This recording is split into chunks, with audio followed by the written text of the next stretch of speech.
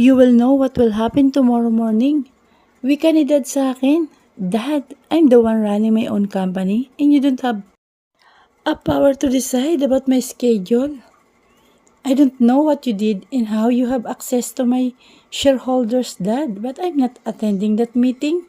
Wika ko sa kanya, I still have a lot of things to finish and talking to my shareholders. Well, just give me damn problem about their useless complaint about things that is not irrelevant to the company. I already talked to them and I need to discuss some matter to you. I know that you own that company, but seeing one of your shareholders, I think I have the right to call on that meeting.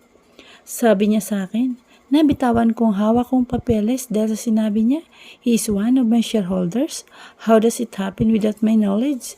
Hindi pwedeng hindi dumaan sa akin yun. What trick did you play, Dad? Tanong ko sa kanya. You will know tomorrow, son. Sabi niya sa akin at pinutol na ang tawag. Napakuyom na lang ako ng kamao. Sa tingin ko ay ginagamit na naman niya ang koneksyon niya kaya nagawa niya yun ang hindi ko alam. My father is unpredictable. He is also the reason that's why I didn't start my plan because he will just ruin it. I want to drink. Lumabas ako ng opisina ko para kumuha ng beer sa rep. Sa rep ko nang bigla may nag-doorbell. It was already midnight and I don't expect any visitor at this hour. Maybe it was one of my friends. That's why I went to the door to open it. Hindi ko in-expect ang bubungad sa akin na buksan ko ang pinto ng unit ko. What the hell is she doing here? Marcos, tawag niya sa akin.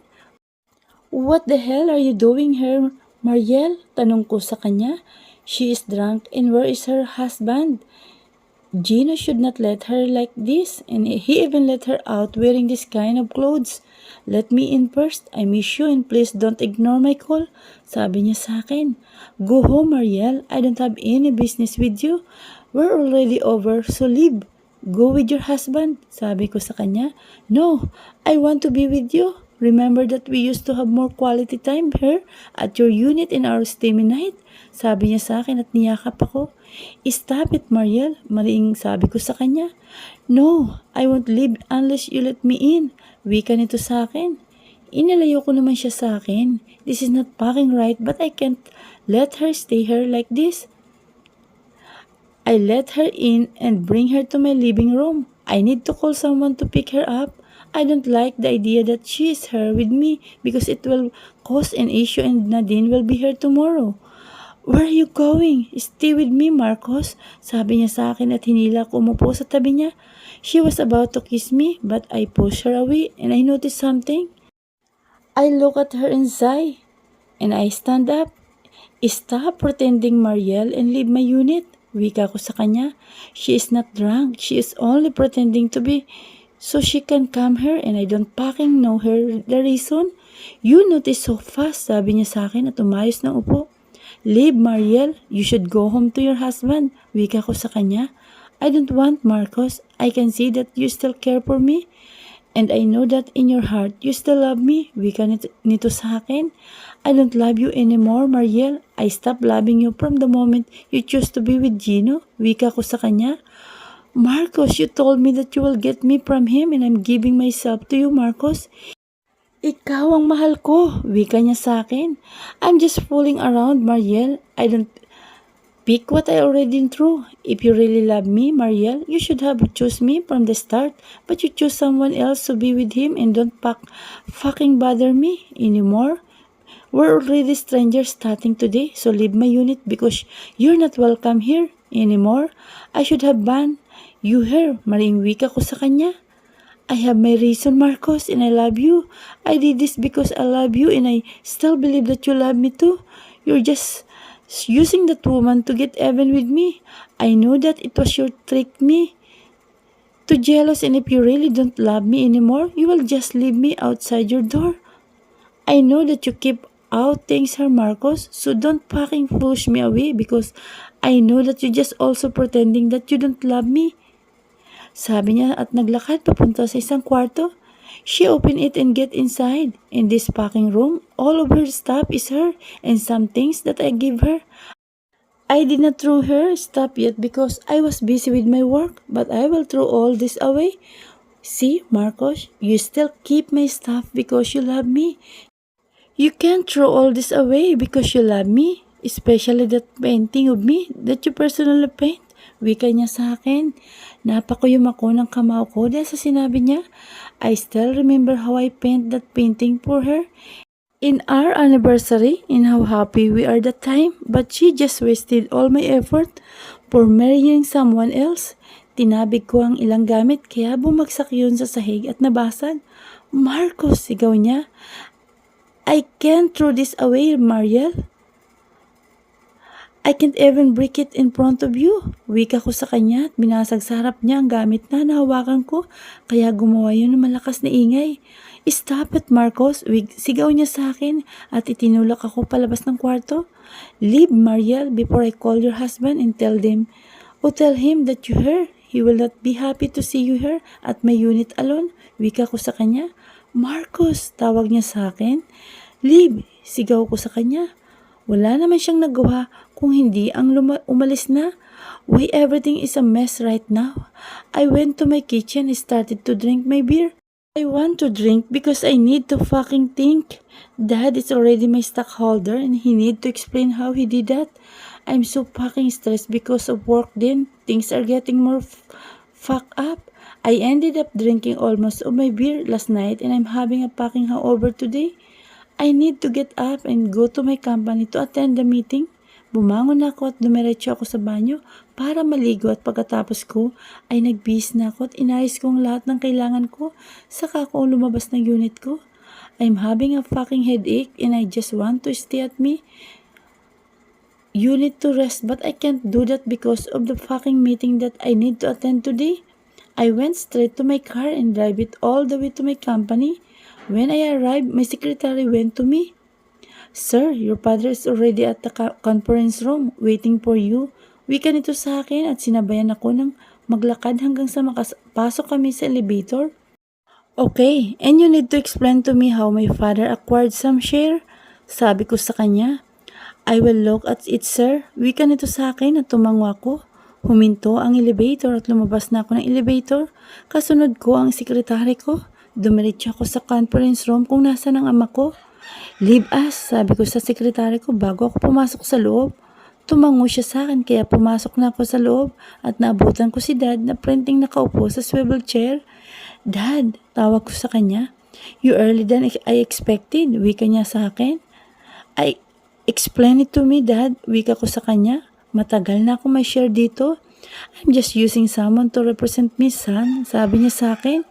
Why did you do it, Dad? Tanong ko sa kanya.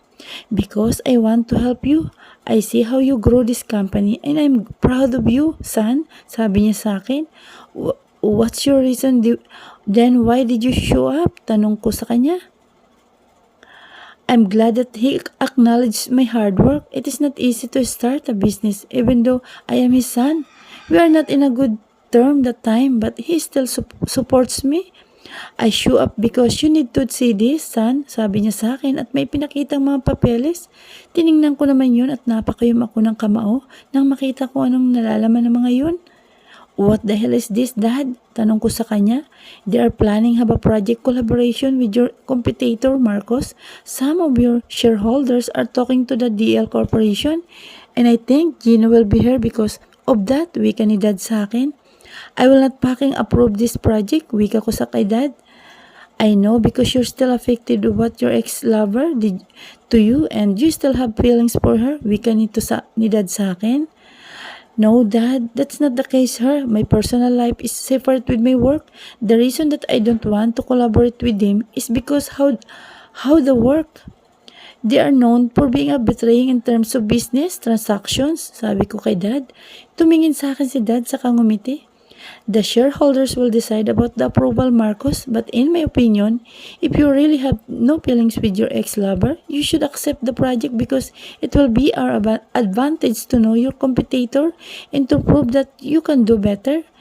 You said that they know for betraying in business, but I think they also bring that in personal, especially the Hernandez son, wika niya sa akin. He is referring about Mariel and Gino. Did to me, that's a different matter. I'm here as a businessman and I don't want to involve my personal affairs in this situation. Marco's point of view. After I talked to Dad, some of the shareholders are arriving and we just waited for a few minutes to start the meeting. I really don't like the idea of having my competitor working with me. I know that they might accuse me of refusing this project because of my issue between Gino, but working with him is not a good idea. I can make a lot of projects better than what they want, and planning behind my back is not an appropriate thing to do being a respected businessman. I still hold the power of my company. I'm still the major shareholder of my company and I still have the power to say no. The meeting will start. So, we may ask your attention please. Wika ng sekretary ko, kaya naman umayos na silang lahat. Gino is already with us. He is sitting beside one of my shareholders near my father. What's the purpose of this meeting and why Mr. De Leon is here? Tanong ko sa kanila kahit alam ko nang sagot sa tanong ko. I want to hear it from them. I want them to be honest with me. Hindi ko maintindihan kung bakit kailangan pa nilang kausapin ang mga De Leon para lang gumawa ng isang project. I really don't get their point. If they want us to collaborate by eliminating the competition between us, it will never happen. Alam nila na matagal nang magkakompetensya ang Deal Corporation and my company as well as my father's company. Me and my father may be an ally because I'm his son and we doesn't treat each other as a competitor. We want to have a project collaboration with the De Leon. Wika ng isang shareholder sa akin. Why? We have a lot of business partners that are willing to collaborate with us and I know that you and all know that the De Leon Corporation is our competitor and you're letting them come here in our territory. Maring sabi ko sa kanila, masakit ang ulo ko at lalo pang sumasakit ngayon dahil sa kanila. I can sense that they don't get my point. Hindi nila makuha kung anong gusto ko.